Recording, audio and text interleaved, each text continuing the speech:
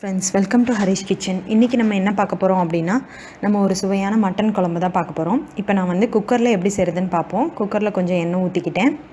அது கூட கொஞ்சமாக வந்து பூ, பட்டை, கிராம்பு இதெல்லாமே ஆட் பண்ணிக்கலாம். அதுக்கப்புறமா உரித்த சின்ன வெங்காயம் முழுசாகவே ஆட் பண்ணிக்கிறேன். நான் வந்து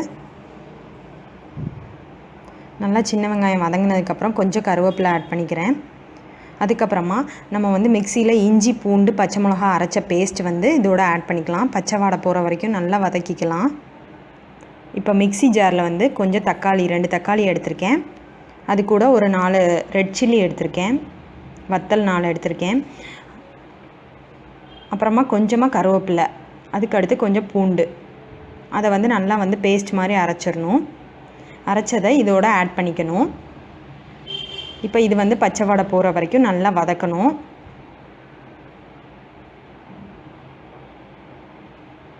இப்போ இது கூட தேங்காய் வந்து அரைச்சி வச்சுருக்கேன், அதை இதோட ஆட் பண்ணிக்கலாம். இப்போ 1 ஸ்பூன் வந்து மிளகாத்தூள் போட்டிருக்கேன். கொஞ்சமாக மட்டன் மசாலா ஆட் பண்ணிக்கிறேன்.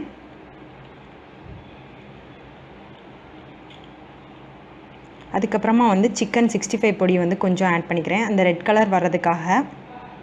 இப்போ நல்லா வந்து மிக்ஸ் பண்ணி விட்டுறணும்.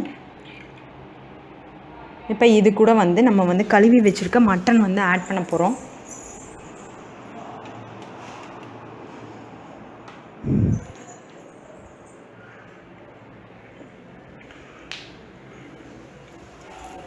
மட்டன் வந்து நல்லா ஆட் பண்ணி பரட்டி விட்டுறணும்.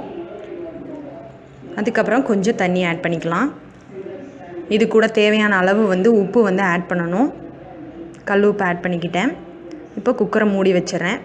ஒரு 4-5 விசிலுக்கு மேலே விடணும்.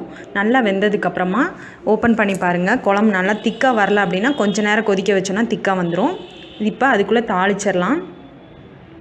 பேனில் வந்து கடுகு, கருவேப்பிலை, வத்தல், கொஞ்சம் வெங்காயம் போட்டு நல்லா தாளித்து அதில் ஊற்றி விட்டுறலாம்.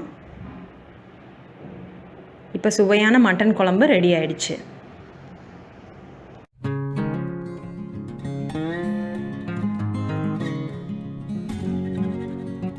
இந்த வீடியோ உங்களுக்கு பிடிச்சிருந்துச்சுன்னா சப்ஸ்கிரைப் பண்ணுங்கள் ஃப்ரெண்ட்ஸ். பக்கத்தில் இருக்க பெல் ஐக்கனையும் கிளிக் பண்ணிவிடுங்க. இது மூலமாக நான் போடுற அப்கமிங் வீடியோஸ் எல்லாமே உங்களுக்கு நோட்டிஃபிகேஷனில் வந்துகிட்டே இருக்கும். Thank you friends.